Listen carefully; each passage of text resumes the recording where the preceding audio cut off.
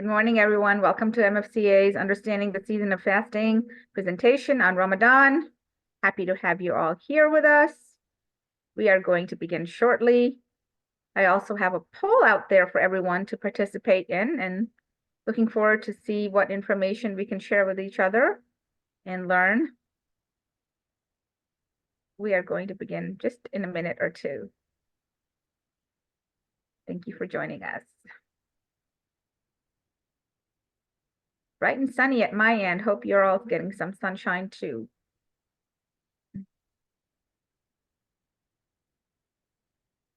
Hi, Sean. Assalamu alaikum. How are you? Alaikum salam. Sheikh, how are you doing? Glad you can join us. Thank you. Are you here or overseas? I'm in Saudi right now. I'm in Mecca. Ah, that's wonderful. Yeah. That's wonderful. Yeah. Inshallah, after the meeting, I'll go ahead and do Umrah.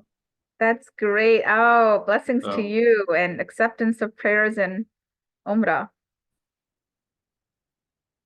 Good morning, everybody. Happy to have you all here. We are going to begin in just a little bit. And we will start in about a minute. There's a poll I'm running in the background. Hopefully you've seen that poll and been able to participate. I would appreciate it. It shouldn't take you too long. It's just about 7 questions, just getting to see how much information you already know and information that we can pass on to you. Okay. Here.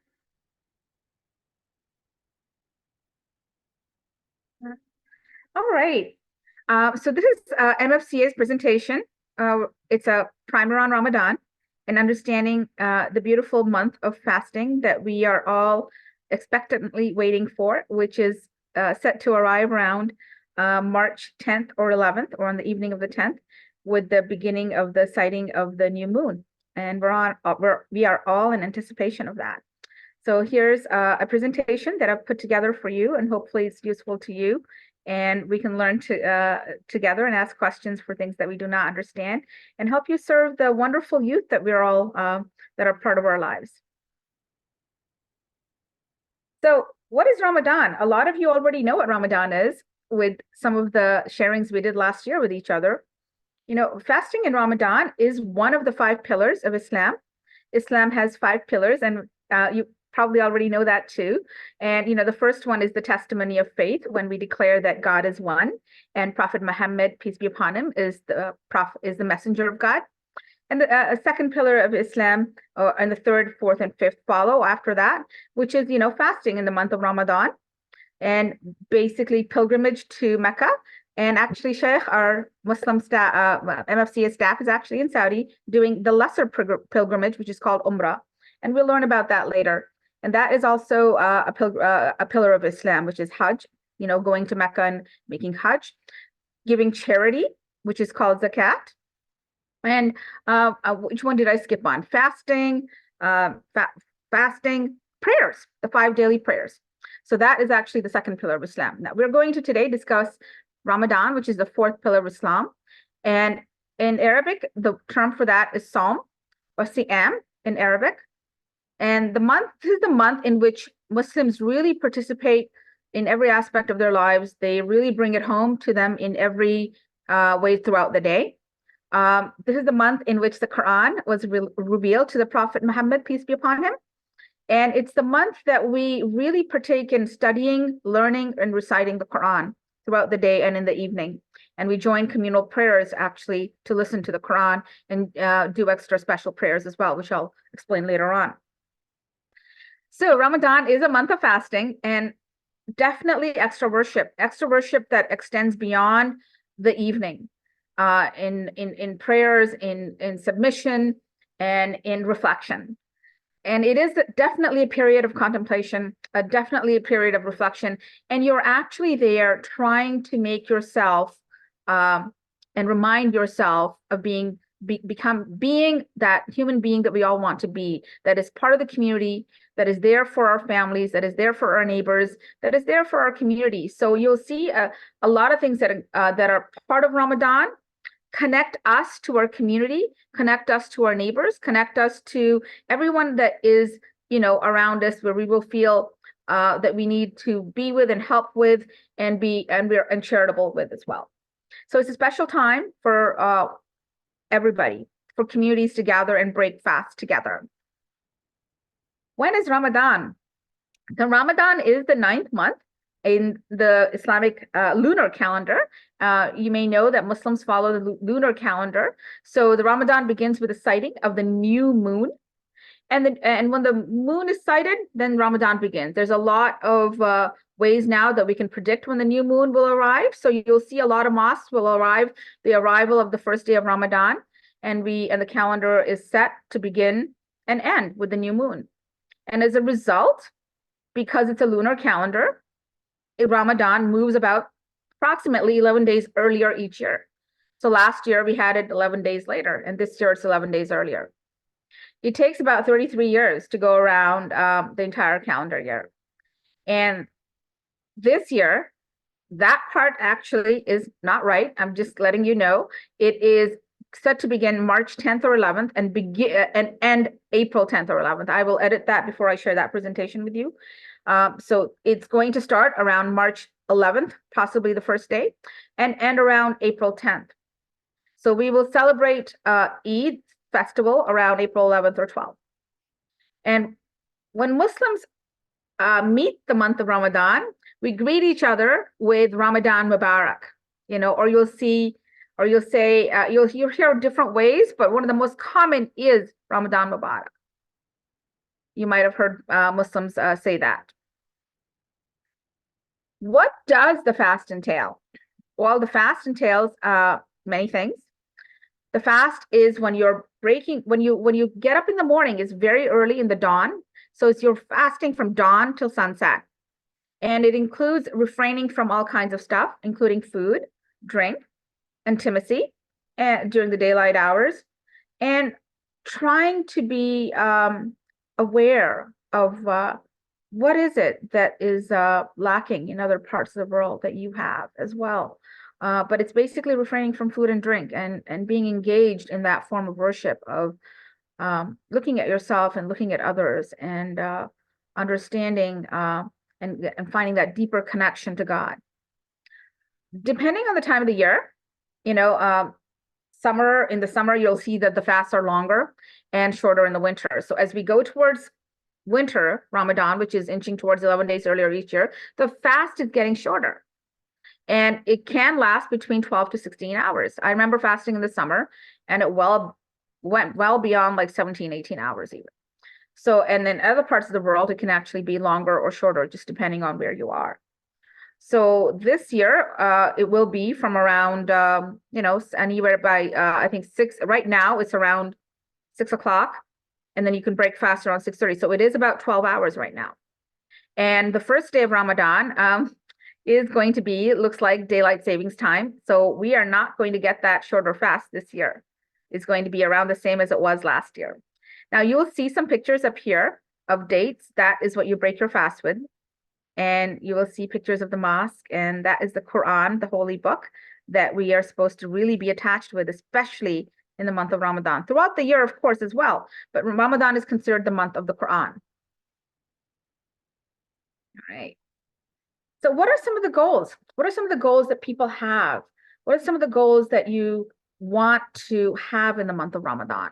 Everyone has different goals, but also in a way the same, because we're all trying to connect to the Quran, connect to God, find that, that higher way of, or that inclination to really, really be part of the worship and engage in more worship. So you're supposed to do a little bit more than you're doing other times in life. So the ultimate goal is to attain that God consciousness, attain that closeness to God, attain that connection to God. And how do you do it? You do it in so many ways. You do it in trying to perfect your prayer, in trying to do extra prayers, in trying to read the Quran daily, in trying to memorize the Quran as well, and listen to the Quran, and many other ways as well, by giving charity, by helping your brother or sister that is in need. So fasting does help Muslims draw closer to God and you are sacrificing your food, your drink, and you're engaged in extra worship and devotional activities throughout the day and throughout the month. We try to, as I mentioned, reconnect with the Quran, and many of the goals that Muslims have is to complete recitation of the Quran in the month of Ramadan. You will also hear that the Quran is recited and finished from the beginning to the end when you join the communal prayers. So the evening prayers, which is called Taraweeh prayers at night, you are listening to the Imam recite the Quran, and he will start from the beginning. And at the end of Ramadan, you're finishing the Quran together. So that is actually a beautiful way of marking Ramadan as well. People try to go every single night and attend the communal prayers that are in the evening, the special extra prayers that are only in Ramadan. And we try to listen and do those prayers and listen to it from the beginning to the end. We also try to exercise self-discipline. The self-discipline meaning that we're not supposed to engage in any negative actions of arguing, speaking ill of somebody, backbiting, and just cultivate that good character that we want in ourselves. And we do it through acts of kindness. We do it through finding out who needs help in Ramadan. We try to do a lot of charitable works that help other organizations, other individuals in your community, and also beyond. Fasting requires a lot of willpower. A lot of children try to do it as well. They try to do 1 hour fast or 2 hour fast. I remember when I was a young kid, I always was so excited and wanting to be part of the fast. And I remember my parents saying, well, not yet, you're a little too young. And that was like around 4 or 5 years old. I remember wanting to just join. And children get really excited and want to be part of this as well. It's a time when they are seeing everyone around them fast and they want to do the same. And so Muslims do try to build that willpower, self-control. We're grateful. We try to practice and remind ourselves of, the gratitude and the blessings that we have in our lives, and have that compassion for those around the world that are less fortunate, that don't have what you have, and you make lots of prayers that everyone, has safety, security, shelter, food, water, everything that we all need to sustain a good life. So Ramadan is a time to be charitable and generous to all those in need. Right. What is a typical day like in Ramadan? Well, some of the terms you're going to hear are suhoor, iftar, taraweeh, and more. So suhoor is that pre-dawn meal. That pre-dawn meal when you wake up early in the morning before the first prayer, which is Fajr, and you eat a small meal, a healthy meal, that's going to last you throughout the day until you break your fast hours later, approximately 12 hours later. So it should be a healthy meal. It should be, there's all kinds of healthy meals. So you'll see something here like that, bananas and oatmeal. That's pretty healthy. Something that's going to last and something that will not mess up your system throughout the day. So that's suhoor, which is the pre-dawn meal. During the day after suhoor, Muslims sometimes do go back for a short nap. But if you are going to work and school, you don't have that luxury. You have to go right to work. So you do have to set your clock the evening before. You do need to find ways to sleep early so you can wake up early for that pre-dawn meal. And you do need to find some sort of a schedule throughout the day where if you get exhausted, and you do get exhausted, you find that time for that nap. So continuing a normal schedule and making adjustments as you start and end your day really will depend on what your commitments are throughout the day. And you need to work with your commitments, your works, your school schedule, and figure out a ways, how can you work throughout the day, especially for kids and teenagers who are going to school, who have obligations at school, like sports or anything else that they would still like to continue with. You need to make sure that you are giving your body the rest that it needs. During Ramadan, we have to fast the 5 daily prayers as well. So you have to find that time, which they don't take a lot of time, but you do while you're fasting, you're doing those extra, you're doing the 5 daily prayers, which you do Sorry, I'm just going to admit something. And you are also engaging in extra worship, like reading that Quran that you want to try to finish if that's one of your goals. Going to the mosque. A lot of people go to the mosque a lot more in Ramadan. Say if you come after work and you want to go and find that afternoon prayer or that early evening prayer, people will go to the mosque. People will go to break fast at the mosque. So set your schedule depending how it is for you, and find the time to engage in that extra acts of worship. In some households, time is also spent, making some special foods in Ramadan that are only in Ramadan that people make before the breaking of the fast. So the breaking of the fast is called iftar, and people will usually break their fast with dates. It's very simple, some dates and water. And then as soon as they break the fast with dates and water, you will go and pray that early evening prayer, which is Maghrib. So you fast until that Maghrib prayer.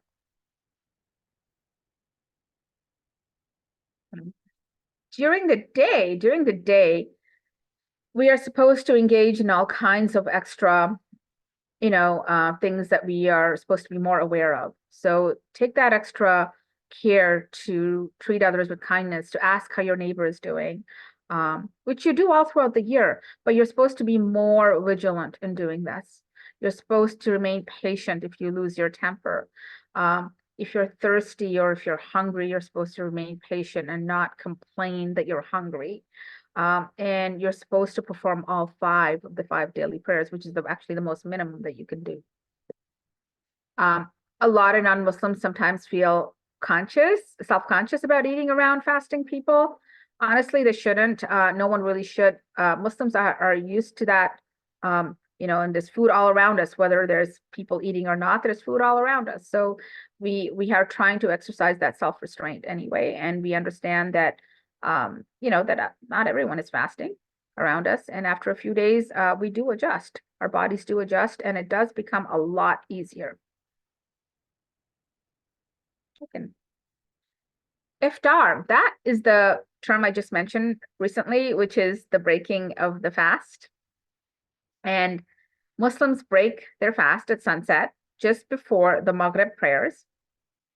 And it's broken with dates and water.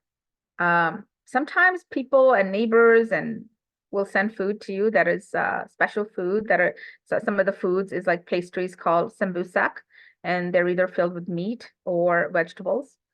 You might have heard samosas. Some people break fast with that, or some people break fast and then just with dates and water and rush to prayer and then come back and eat a little bit of something.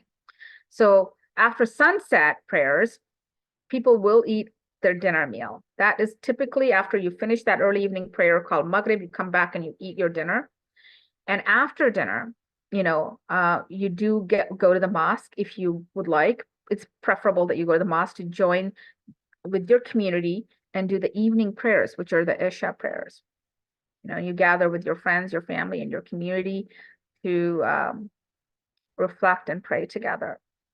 A lot of the times people will ask you to join their fast because it's a lot of blessings to feed a fasting person.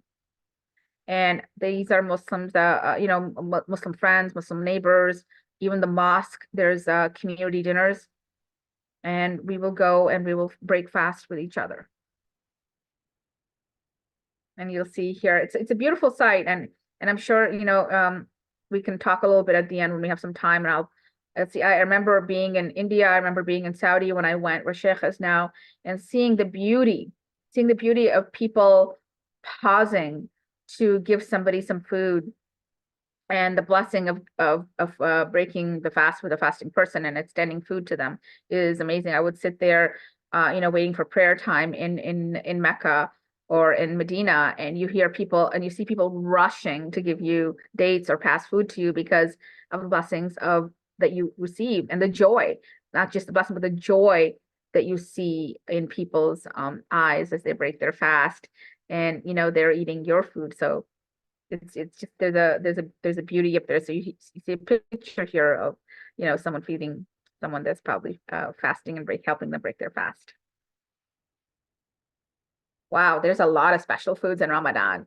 You might have seen some, and I'll share some recipes with you later as well.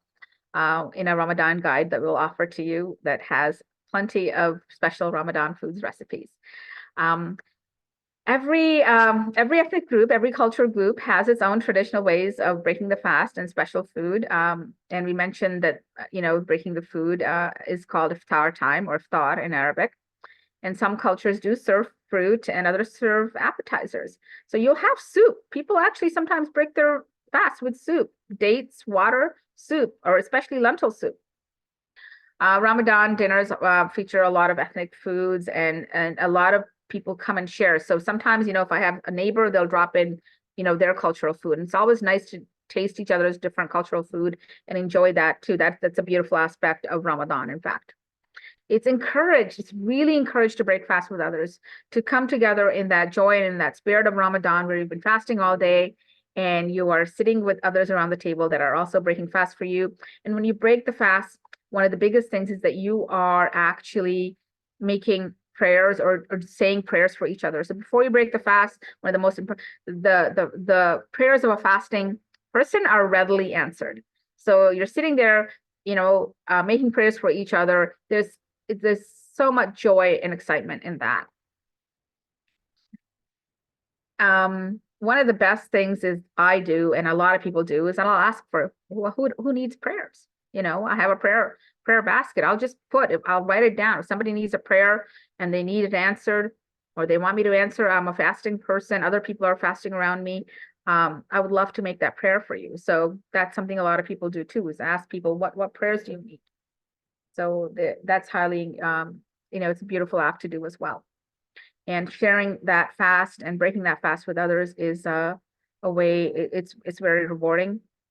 And your foster child, whatever treats they enjoy at home, when you see that, if they're fasting and you're helping with that, I'm sure you're going to receive the same joy as well. So here are some foods. Here's a spread right here with dates. There's lentil soup right there. There's also samosas. Well, I don't see samosas in these pictures, but there are samosas, which are pastries, and there's kebabs, and there's always rice dishes that you'll see, or puddings. And these are some pictures of how typically, you'll get a table like this before people are breaking fast and coming together at the table to do that. And majority of these foods we try in Ramadan to make them nutritious and energizing, but there are some foods that are probably just Ramadan foods that are going to be delicious on their own because they're fried or because people want to share their special cultural food in Ramadan. Right. So here's a picture of at night of the community joining together and lined up for prayers. This is a photo from the evening prayer, the last of the 5 daily prayers called Salat al-Isha. It's the night prayer. And a lot of Muslims, after this prayer is finished, will join the Taraweeh prayers. These are highly recommended prayers. These are the special prayers that I was talking about that last quite a long time. So after that final prayer, Salat al-Isha, people will then continue to join special prayers only in the month of Ramadan called Taraweeh prayers. And they will take a lot longer. They're in units of 2, and they can continue all up until 20 units. So 20 rakats. So the imam is there leading the community in these prayers, and everybody joins in. And honestly, I would love to describe the beauty of listening, joining in. It is late at night, but here you are, trying to find that connection to God, communicate with God, because each one is so close to God in that prayer. So that's what makes Ramadan come home to me and many people, is joining these late evening prayers, letting go of your day's responsibilities or whatever you have, and go to the mosque or join in home with Taraweeh prayers, because you can pray these at home as well. It's absolutely, it just takes it home and brings it to your heart. So if, like I mentioned, if you're not able to go to the mosque, you can join, you can do this prayers at home as well. Let's talk about who does not have to fast. So there's a lot of people that do not have to fast, and there is no obligation on people like the elderly, the frail, you know, the frail and elderly who just are not able to, you know, the very ill, people that are sick, you know, there are people that are quite ill and medical needs. Travelers have a choice of making up the fast later. They do not have to fast while they're traveling. Pregnant or breastfeeding women. And I did mention children. So fasting usually starts like after puberty. So puberty is when you're kind of responsible for it. But children all over the world, in the Muslim world, do try to do a few hours a day. And as they get older, they try to, like, you know, come to half a day. And then eventually they're actually pretty good about doing the whole day, and are able to do it by pretty earlier on. I remember doing my full fast very early, and I was in India at the time, and I was so excited that I was able to break fast. It's it's a different feeling altogether, I think, when you're able to complete that and you're a child and you think, oh wow, I did what an adult did. I can do this too. So it is exciting for children as well. And but do remember that they're not required to do that, only if they can and if they're in good health. And usually fasting at the age of 9 or 10 is encouraged to join their siblings and family and parents. This is a special night. It's called Laylatul Qadr. It's called the night of power or the night of decree.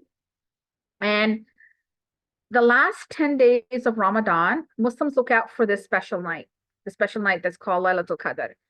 It's supposed to it commemorates the night when the revelation of the Quran was given to the Prophet Muhammad, peace be upon him. So he is said to have, he was given this revelation on this night. And we mark this night of special significance by trying to find this night, and we're told it's in an odd night. It's in the odd night. So usually it is celebrated by majority of the Muslims on the 27th, but it could be on the 21st, 23rd, 25th, 27th, 29th. So it's in the odd nights. You're looking for Laylatul Qadr. And there are some tips we've been given as to how to find that night.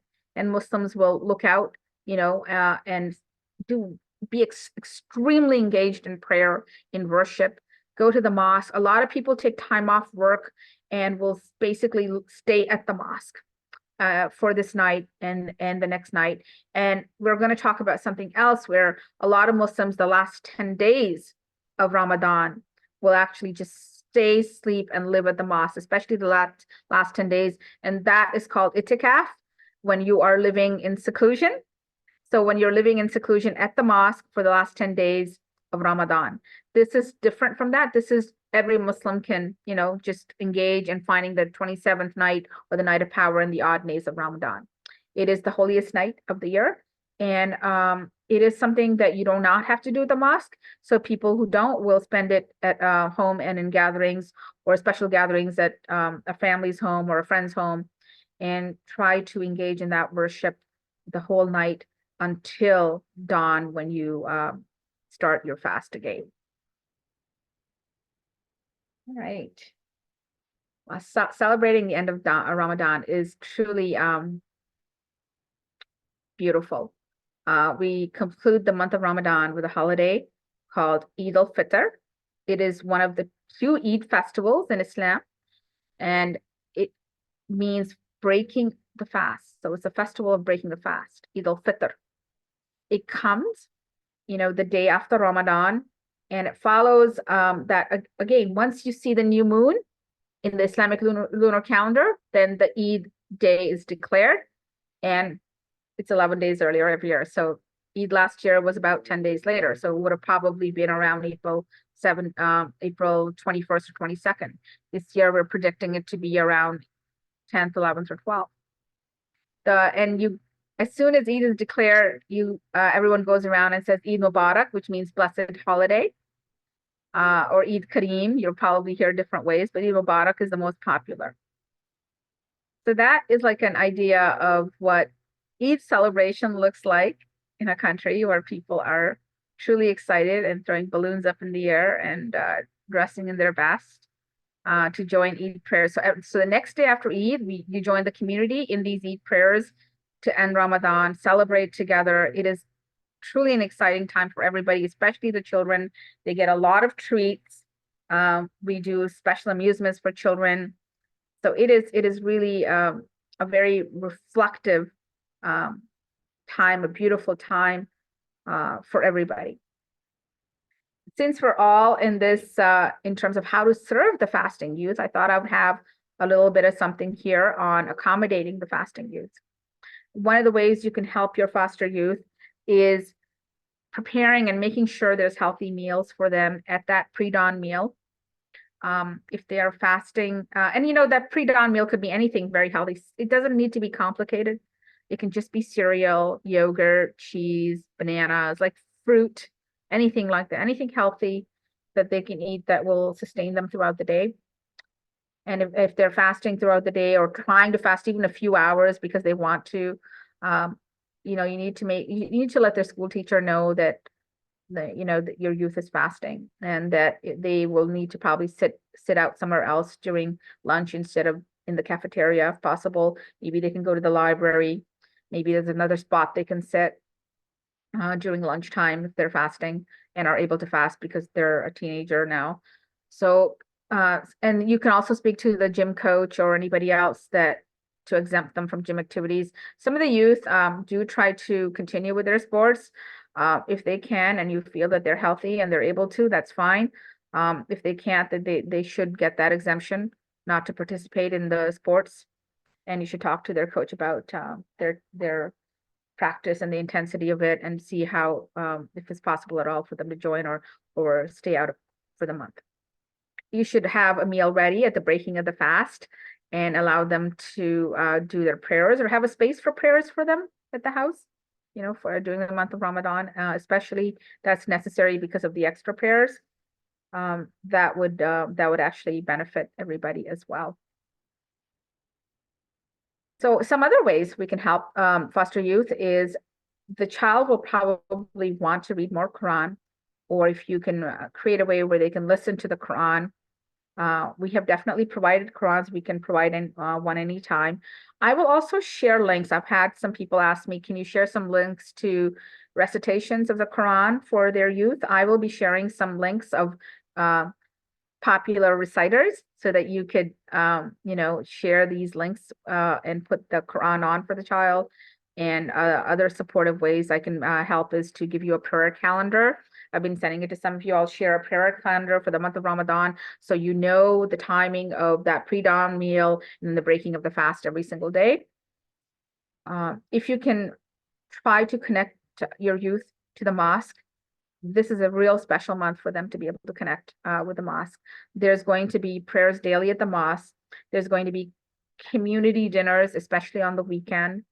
And there will be those evening prayers, which will be going on late. So if your youth is old enough and they would like to go, it would be great if you could make arrangements to drop them. I will also try to figure out how to help you with that as well. So these are some ways you can make Ramadan or bring Ramadan home to your youth. So they feel part of it. So they feel like they're not missing out and that they are also engaging in the worship that we are supposed to be part of in this month. I love this picture. So this is a picture of just everybody joining together in prayer, and the different outfits of all the different cultures. We are definitely down to questions. I know that we have learned a lot together. Are there any questions that you feel that you have that I can help you with? I will be definitely sharing our MFCA Ramadan guide, but there's going to be more information sent your way as well. And I'm really happy to see, wow, I'm really happy to see all of you here. This is fantastic. What can I help you with here in terms of questions? Please type it in the chat, or you can even just ask right here. That would be great as well. Any questions from anybody?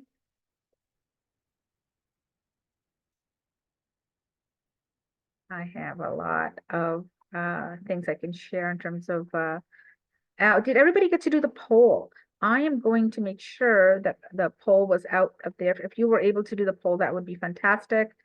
That would be nice. And I will also share a post survey with everybody, which would be great for you to complete, because it will let me know what information I can share with you, what information that I didn't touch upon that you need, and also what you got out of this session, which is really important as well. Would it be appropriate for me to fast during Ramadan in solidarity with my Muslim friends and folk? Thank you, Hector. That's a great question. Absolutely, absolutely. I've had that question from many of my non-Muslim friends, and I think that definitely it's a beautiful thing to do in solidarity. And I think that it would benefit both, actually, both the Muslim and the non-Muslim friend. I think it's a way to engage and the way to also see, well, what is it really like? So I think that Hector, that's a beautiful question. I think that it's definitely one way of reaching out and trying to see. And I actually had a foster parent last year said, "Hey, I tried to fast with my foster youth, and I realized that I could do it." And so they were telling me how it was just a nice experience for them to learn that, because a lot of people don't think they can. And I remember thinking growing up, how the heck am I going to fast the whole day? And you do surprise yourself. It is possible. And I think you may learn that it's possible. And I know that a lot of different religions do fast as well. So definitely. That's a great question, Hannah. Is this applicable to Sunni and Shia? So the way I'll answer that is Sunni and Shias also fast in the whole month of Ramadan. One of the differences in the Shias is that they actually break their fast. They have a little bit of a different prayer schedule, and they have a little bit of different schedule in terms of how they calculate stuff. So the Shias break their fast a little bit later. I think it's about half an hour or so later. And they also, their start of Ramadan and their end of Ramadan do not really exactly match up with the Sunni dates. Their Imam declares Ramadan start, and they follow their Shia Imam. And so it's a little bit different, but the practice, the fasting, and everything else is actually exactly the same. So not too many differences there. Our iftar meals shared, let's see, our iftar meals shared with individuals in the community. Absolutely, absolutely. In fact, I volunteer at the mosque close to me, and daily, if not like, especially on the weekends, we are inviting our non-Muslims neighbors to come together and join in the iftar meal when we break our fast, and also to if you want to observe us praying, if you would like to see what do Muslims do in those special night prayers, or just listen to the Quran, you are more than welcome to go to a mosque to do that. And if you would like me to connect you to your neighborhood mosque to get that going for you, reach out to me. You all have my email. Reach out to me and I will connect you to your neighborhood mosque so that you can go and experience Ramadan with the Muslim community. And I know that they're going to be so excited if you reach out to them. That's how it generally is. A lot of mosques also, I know my 3 or 4 around in my neighborhood, a lot of actually have a special night in which they actually open up their iftar and dinner meals to the non-Muslim community or their neighborhood to welcome them and say, would you like to come? And then have a little bit of an info session about Ramadan. So I know a few mosques that are actually holding those already. And if you would like to travel a little bit to some of those ones, that's something I can set up for you, or I can speak to the imam of your local mosque and set that up for you as well. So great questions there. Hector, what is your, let's see, for sure. Would it be possible to attend prayer at mosque for prayers throughout the day, or attend events held? Yeah, Hector, you can definitely attend the 5 daily prayers as well. They are throughout the day. And when I share that prayer calendar with you, you will know around the times of when the prayers would be at the mosque. Just recall that if the prayer time is, say, I'm just giving you out of the blue, 1:30, it may not start until about 2. So the mosques have different prayer schedules in the sense that this is the time of prayer, but this is when the imam will lead the prayer. So you've got something called the start, which is the ikama prayers, and that is going to be mentioned on the prayer time. And I'll explain that when I share the calendar with you as well. For your local mosque. So when I share the calendars with you, if you're in Lansing, if you're in Kalamazoo, wherever you are, I will share the relevant prayer calendar with you so that you can consult it and say, well, this is the prayer time at the mosque near me, and then you can go. So great question there. Mosques are always open doors. You're always welcome to walk in and view the communal prayers. You're always welcome to walk in and ask a question. And especially in Ramadan, I think it's just a fantastic thing to do. I've done that with my friends who are of different faiths as well. I've joined them, and I certainly feel like I've really learned a lot. It made me more wholesome to experience different faiths and cultures. It really does give you that idea where, you really truly are connected to each other, that connection of brothers and sisters in faith. It really does happen, especially when I feel that I'm there with, with other people, with other faiths, with other cultures, all kind of melting in, and we are truly feeling the beauty of what we represent to each other. So I think it's a great way to engage. Any other questions that I could answer or be there for you? I am definitely going to share the Ramadan. So the Ramadan guide I'm going to share has, all these recipes, which will probably make your mouth water, but we will figure out how to, send you those recipes. And I will also share some supermarkets and grocery stores around you and restaurants around you that will also have some of these yummy foods that I'll be sharing with you through the recipes.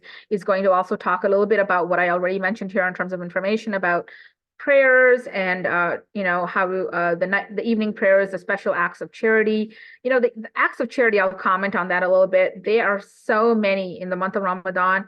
The mosques are filling, the neighbor, you're always rushing to make a meal to deliver to your neighbor. That's how I grew up in India, and a lot of people emulate that here too. It's a little bit harder because up there in a Muslim country, everyone's around you, and the timings are different, work styles and lifestyle is different, so you can do it. But honestly, people are rushing to make a meal on a tray and deliver to your neighbor, even here, or send it to the mosque, because there's many people who will come to the mosque at the time of iftar, that breaking of the fast, and they don't have, maybe it's because they don't have food, and maybe it's because they can't afford food, or they're going to the mosque because they know that's where they can go to break fast. So many families sign up daily to send trays and trays of food to the mosque so that people who are coming to the mosque can break the fast.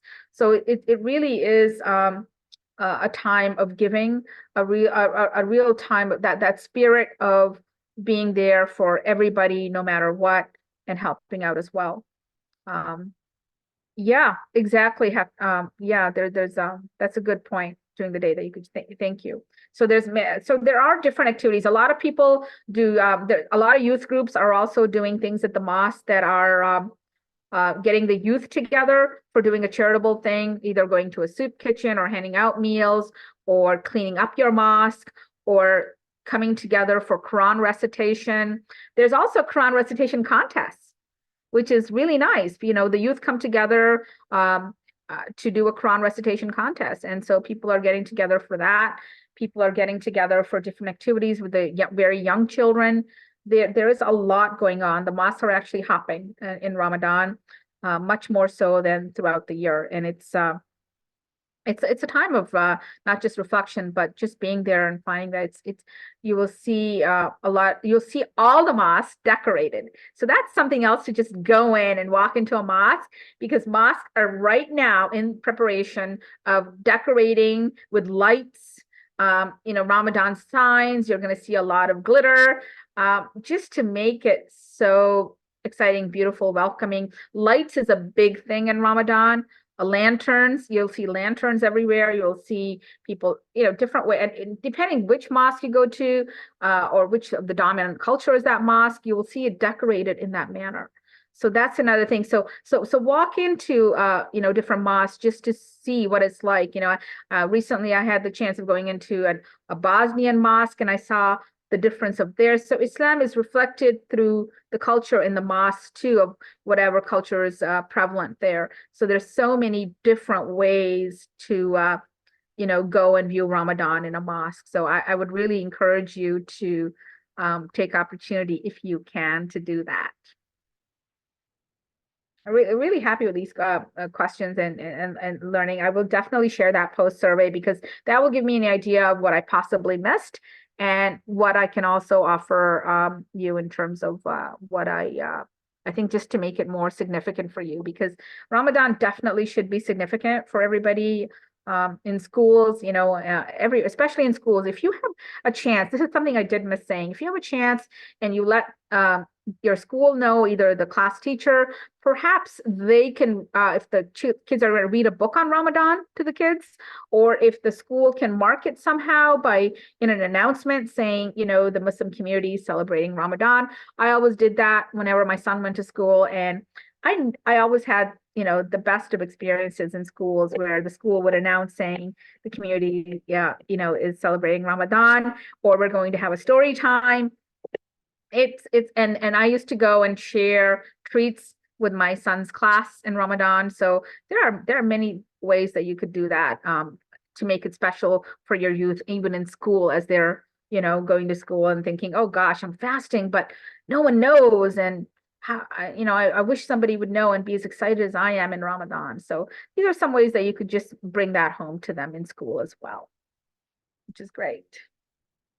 I'm really happy with your questions. I'm really happy with your enthusiasm for learning. And if I can, bring anything else to you that would make it more wholesome for you, just let me know. Yeah. What else is there? Are there any other questions, or should I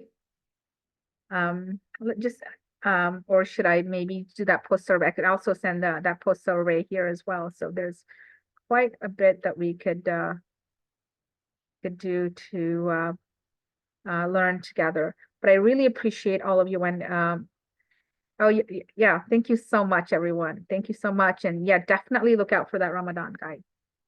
And if you don't mind, I just love the fact of so many of you like joining in here today. I'm just gonna like take a picture for my data of who's attending. It's really great to have you all here. I really appreciate it. And thank you so much for your questions. So let's get together again soon, and I'll share that post survey in an email. Thank you. Have a great afternoon, everyone.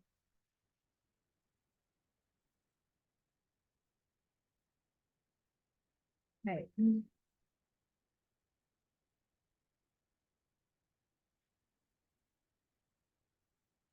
Thank you.